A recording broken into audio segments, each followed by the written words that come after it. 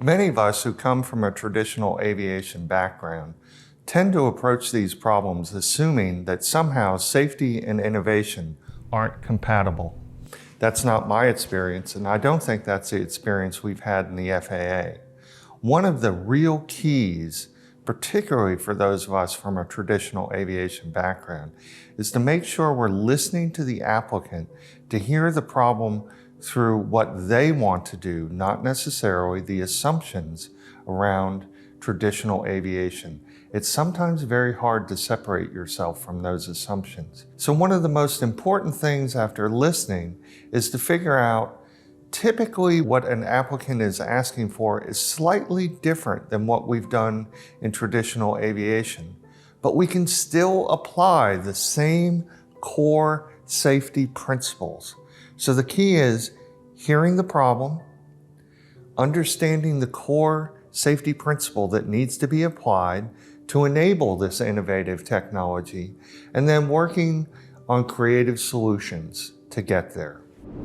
Unmanned system enabled by the advanced technology in digital, artificial intelligence, as well as electrification can only get better and better. At the same time, it's getting cheaper and cheaper.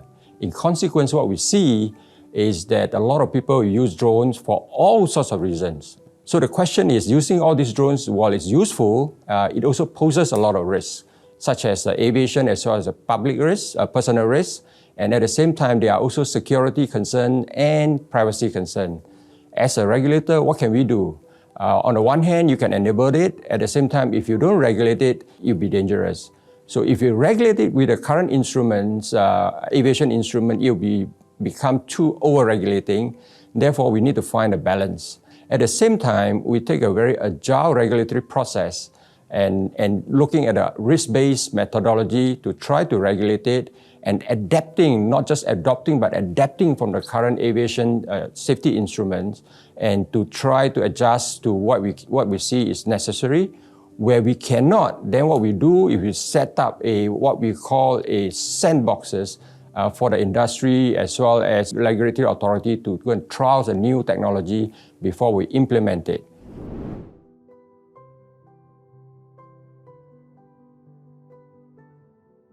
I think the most important thing to recognize about UTM, or unmanned traffic management, is to realize it's really an ecosystem of a number of services, some of which may be provided by the regulator, some of which may be provided by the air navigation service provider, and some of which may be provided by applicants or other third-party services. And really the key to this is to identify the performance characteristics of that service and to ensure harmonization across not only the users of the service, but the other services and potentially other regulatory authorities. So how do we enable it?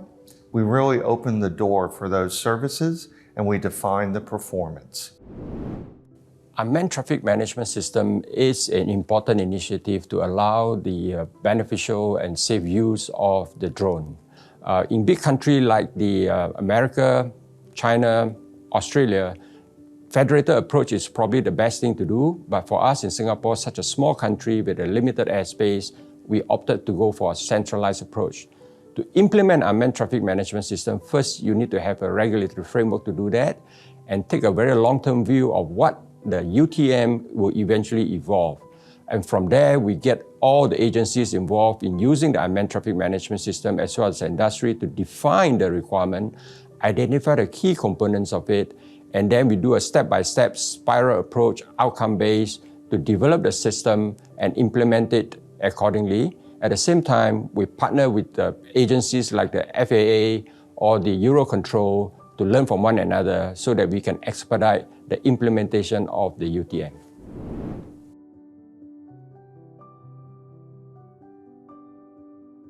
Well, the most important principle to us in the FAA and across the FAA, whether it's on the regulatory side or it's on the air traffic side, is it's one airspace. And we have to ensure that we set the minimum performance standards and then we allow equitable access to that airspace. So there will be times that we choose to offer services in some sort of airspace that isn't fully integrated. But our ultimate goal is to ensure that as these aircraft want to operate in fully integrated airspace, that we enable that safely and that we allow for the equitable access of all operators in the airspace. When we look at the future of the UTM, what our vision is that the UTM and the air traffic management system, ATM, will eventually merge. To us, there are three big things that we probably need to consider. First is to make sure that we have the buy-in from the public. Public acceptance is important because it's founded on safety and it is not founded on anything else. Safety is a predominant one. Of course, drone has other aspects of the security, has aspect of the privacy as well. Second is to have a very agile process to do the work. And agile, not just in the regulatory framework, but also allow the industry to continue to evolve. And then as we move, and we adapt it based on the outcome that we want and continue to work.